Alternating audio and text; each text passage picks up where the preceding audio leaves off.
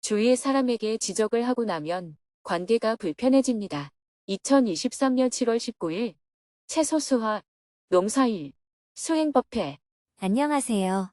두북 수련원의 아침이 밝았습니다. 스님은 새벽 기도와 명상을 마친 후 농사일을 하며 하루를 시작했습니다. 오늘은 먹구름이 걷히고 맑은 하늘이 보였습니다. 먼저 마당에 자란 잔디를 깎으려고 했는데 잔디 깎는 기계가 시동이 걸리지 않았습니다. 논에서 일하고 있는 묘당 법사님에게 연락을 해놓고 수행팀 행자님들과 산 밑밭으로 갔습니다. 어젯밤까지 비가 내려 잎마다 빗물을 머금고 있었습니다. 우비를 입고 빠르게 가지, 토마토, 오이, 호박을 수확했습니다. 무거운 바구니를 들고 내려오던 스님은 마을 사람에게 농산물을 나누어 주었습니다. 밭을 내려오니 묘당 법사님이 잔디 깎는 기계에 시동을 걸고 있었습니다.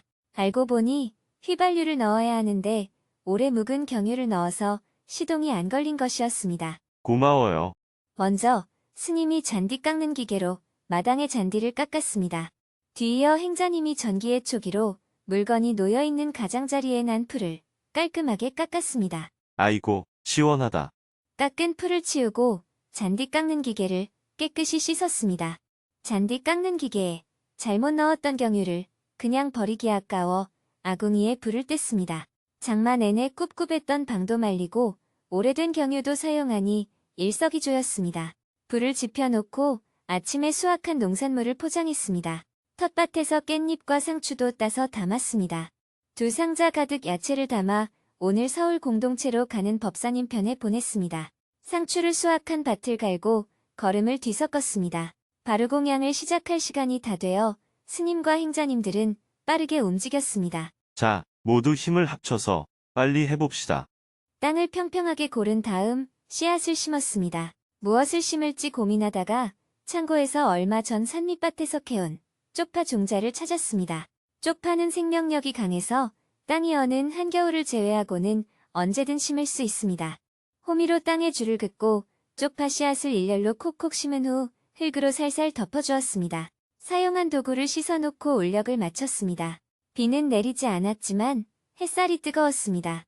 오후에는 실내에서 원고 교정을 하고 업무를 보았습니다. 오후 5시가 되어 다시 작업복을 입고 들깨밭으로 올라갔습니다. 이틀 전에는 땅이 질척해서 풀을 뽑지 못했는데 오늘은 땅이 조금 말라서 풀을 뽑을 수 있었습니다. 스님은 손에 잡히는 대로 풀을 쑥쑥 뽑았습니다. 이렇게 대강이라도 풀을 뽑아 놓아야 해요. 풀을 뽑는다고 앉아있으니 굶주렸던 모기들이 달려들었습니다. 잠깐 사이에 모기 여러 마리가 배를 채웠습니다. 모기를 쫓으며 어느 정도 풀을 뽑고 산밑밭으로 갔습니다. 장마가 계속되다 보니까 산밑밭에서 키우는 고추에 병이 들었습니다. 그래서 농사팀 행자님들이 유기농으로 만든 약을 물에 타서 뿌려주었습니다. 7시가 다 되어 올력을 마치고 저녁 예불 시간에 맞춰 수련원에 돌아왔습니다. 저녁 7시 30분부터는 수행법회 생방송을 시작했습니다. 정토회 회원들이 모두 화상회의 방에 입장하자 스님이 인사말을 했습니다.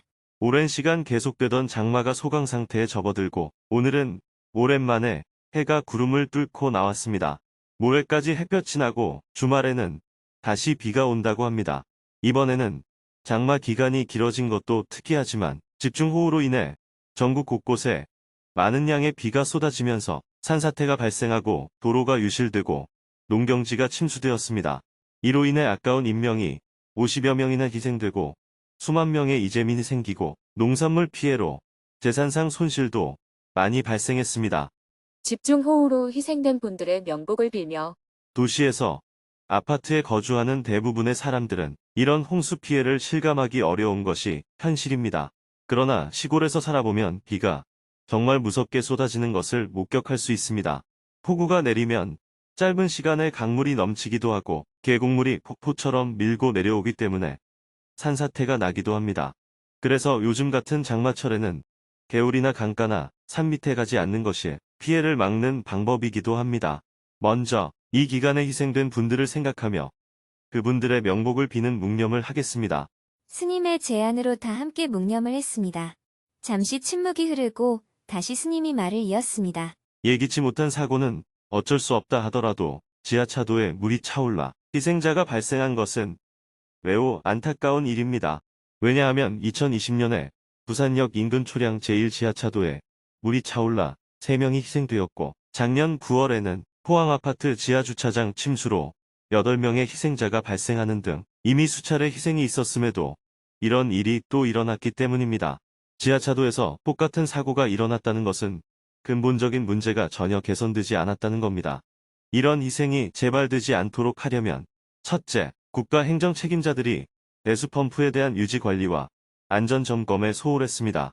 둘째, 공개된 CCTV를 보면 양쪽 도로 맨 끝에서부터 지하차도로 물이 흘러 들어가고 있었음에도 불구하고 어떠한 통제도 이루어지지 않았습니다. 지하차도뿐만 아니라 도로에서조차 물이 찼을 때는 차량 출입이 금지되어야 합니다. 셋째, 운전자들 역시 지하차도로 물이 쏟아져 들어가는 것을 보고도 차를 몰고 들어간 모습이 CCTV를 통해 확인할 수 있었습니다. 이것은 우리 사회 전반에 걸쳐 안전 불감증이 만연되어 있다는 것을 반증합니다. 이런 여러 가지 정황들을 봤을 때 모든 책임을 어느 한쪽에 전가하는 방식은 지양되어야 합니다. 다음에 같은 일이 반복되는 것을 막는 것이 우리에게는 더욱 중요합니다. 행정을 책임지고 있는 사람들은 재난에 대비해서 사회 곳곳에 안전 조치를 취해야 하고 개인들은 스스로 자신의 생명을 지키는 안전 조치를 취해야 합니다. 예전에도 산발적인 집중호우가 있었지만 최근 들어 더 빈번하게 발생하는 것은 환경 파괴로 인한 기후변화와 관계가 있다고 볼 수 있습니다. 그렇기 때문에 우리들의 일상적인 환경 실천 또한 매우 중요하다고 생각합니다. 아직 장마가 끝나지 않았고 주말에도 폭우가 더 내릴 예정이라고 합니다. 가을까지 태풍도 몇 차례 지나갈 것이기 때문에 모든 분이 안전에 유의를 하셔야 할 것 같습니다. 정토회에서는 이번 장마로 피해를 입은 사람이 있는지 조사해서 서로 도울 수 있는 체계를 구축하는 것이 필요할 것 같습니다. 지회나 모든 별로도 주위에 수해를 입은 곳이 있는지 알아봐서 수해복구 활동에 동참해 주시면 좋겠습니다. 이어서 지난 한 주 동안 전국 으뜸절에서 회원들이 실천 활동을 한 모습과 스님이 농사일을 한 모습을 영상으로 함께 보았습니다. 저는 요즘 계속 풀을 베고 풀을 뽑는 것이 하루 일과입니다. 지난 주말에는 정토회 회원들에게 도움을 요청해서 90여 명이 와서 풀을 뽑기도 했는데 이번 주말에는 공동체 법사단의 도움을 요청해서 풀을 뽑았습니다. 제가 농사짓고 있는 밭이 마을 안에 있다 보니 가능하면 외부인들이 마을을 지나다니지 않도록 하고 있습니다.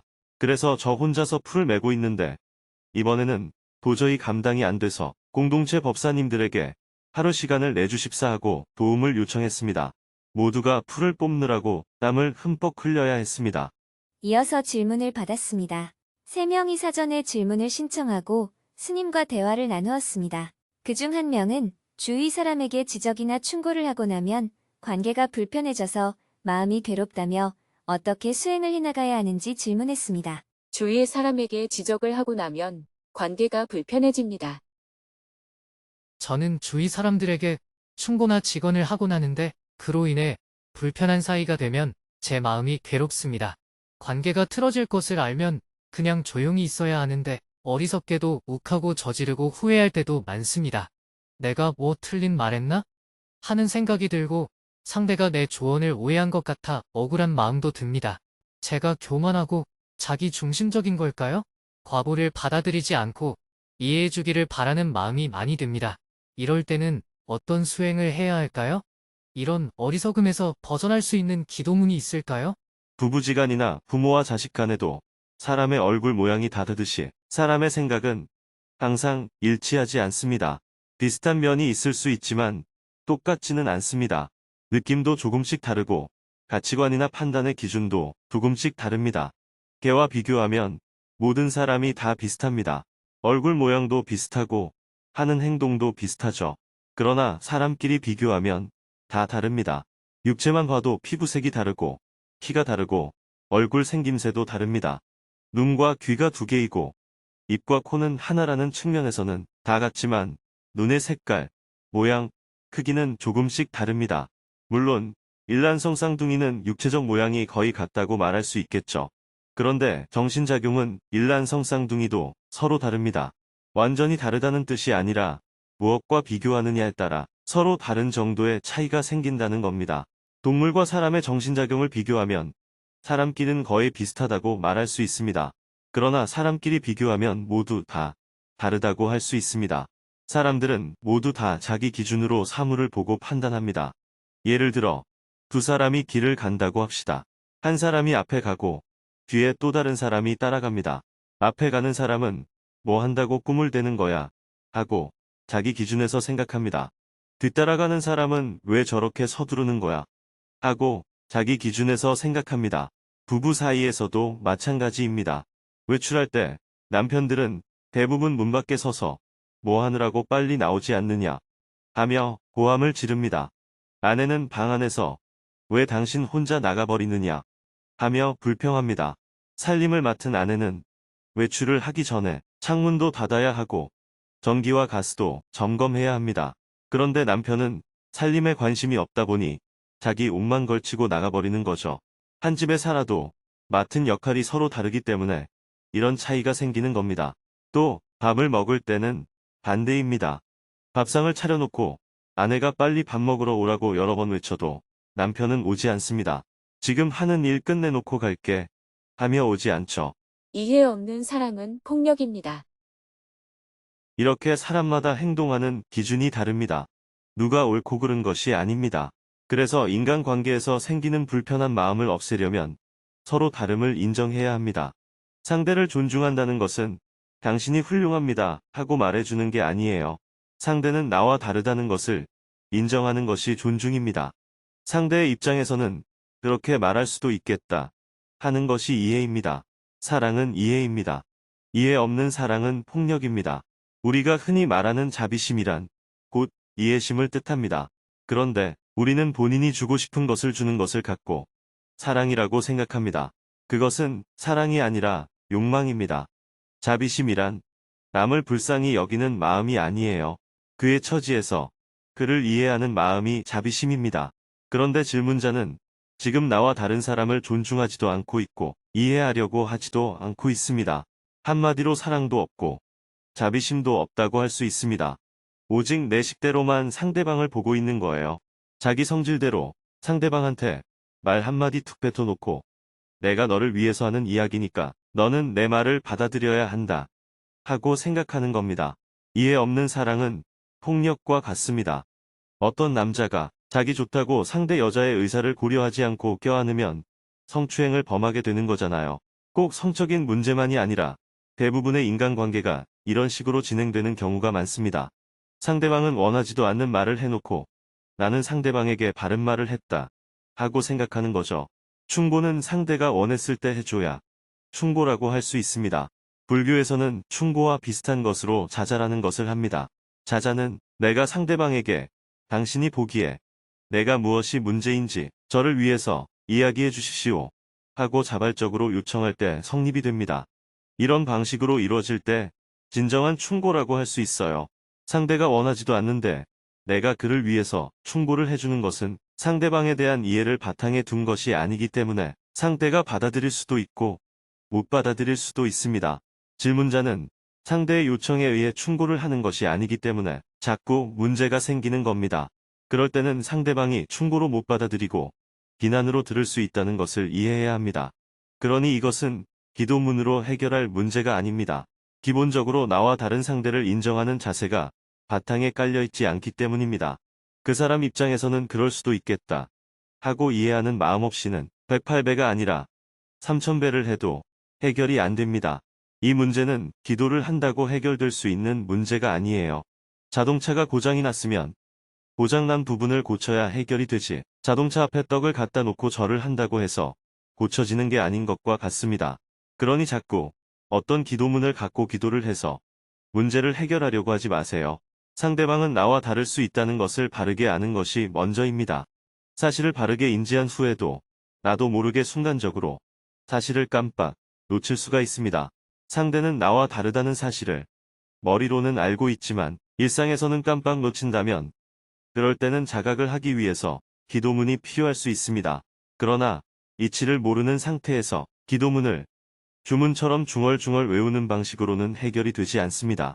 그것은 종교이지 수행이 아니에요. 질문자는 상대가 오해를 했다고 말하는데 상대가 내 생각대로 안 따르면 무조건 오해라고 생각하는 것 같아요. 오해라는 것은 없습니다. 내가 이렇게 생각하듯이 그 사람은 그렇게 생각하는 것이지 오해한 것이 아니에요. 오해라는 말 속에는 상대가 틀렸다는 뜻이 들어있는 겁니다. 상대는 나와 생각이 다르구나 이렇게 받아들이는 것이 진실에 가깝다고 할 수 있습니다. 나와 생각이 다른 것은 잘못이 아닙니다.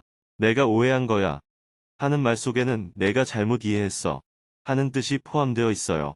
나와 다른 상대를 인정하고 이해하는 자세를 바탕에 깔고 그 위에 대화를 통해 개선해 나가야 합니다. 개선이 잘 안 될 때는 남편은 부처님입니다 하는 기도문이 주어질 때가 있습니다. 남편 입장에서는 본인이 항상 옳다고 생각합니다. 그러니 남편 입장에서 본인이 항상 옳다고 생각하는구나 하고 우선 내가 받아들여야 합니다. 남편이 부처님이라는 말은 남편이 실제로 부처님과 똑같은 사람이라는 뜻이 아니에요. 질문자가 불교에 대한 믿음이 있다면 부처님이 하신 말씀은 모두 옳다고 받아들이잖아요. 그런 것처럼 네, 당신 말이 맞습니다 하고 남편의 입장을 내가 먼저 받아들여 주라는 겁니다. 내가 남편의 말에 무조건 동의하라는 뜻이 아니에요. 남편의 입장에서는 본인이 틀리다고 생각하는 내용을 주장하는 것이 아니라 본인이 옳다고 생각하는 내용을 주장하는 것이기 때문입니다. 기도문이란 내가 놓치는 것을 자각하기 위해서 필요한 것입니다. 내가 원하는 것을 이뤄주는 비밀스러운 주문이 아니에요. 기도문을 외우면 병도 낫고 부부관계도 좋아질까? 이런 마음으로 기도문을 달라고 하는 것이라면 그것은 그냥 주문을 외우는 것과 똑같은 겁니다. 그것은 수행이 아니라 신비주의라고 할 수 있습니다. 네. 그동안 제멋대로 살았다는 사실을 이제라도 알아서 다행이라는 생각이 들었습니다. 이해 없는 사랑은 폭력이라는 말씀이 정말 와닿았습니다. 상대의 입장에서는 그럴 수도 있겠다고 이해하는 마음을 가져야겠다는 생각이 들었습니다. 이치를 깨닫고 괴로움 없이 살겠습니다. 나와 다른 상대를 인정한다는 말은 상대가 옳다는 뜻이 아닙니다. 상대를 존중한다는 말은 상대가 옳고 내가 틀렸다는 뜻이 아닙니다. 나와 다른 상대를 있는 그대로 인정한다는 의미입니다. 나와 다른 상대를 있는 그대로 인정하면 우선 나한테 화가 일어나지 않습니다. 이것은 괴로움을 없애는 방법을 이야기하는 것이지 상대를 높이느냐, 낮추느냐 하는 이야기가 아닙니다. 저 사람은 나와 믿음이 다르구나. 저 사람은 나와 생각이 틀리네. 저 사람은 관점이 나와 다르네. 이렇게 생각하면 화가 날 리가 없습니다. 그 말은 틀렸어. 그것을 말이라고 해. 이렇게 받아들이니까 짜증이 확 일어나는 겁니다. 나와 다른 상대를 인정하는 것이 수행의 핵심입니다. 상대는 나와 다르다 하고 인정하는 것에서 한 발 더 나가면 그 사람 입장에서는 그럴 수도 있겠다 하고 이해하게 됩니다.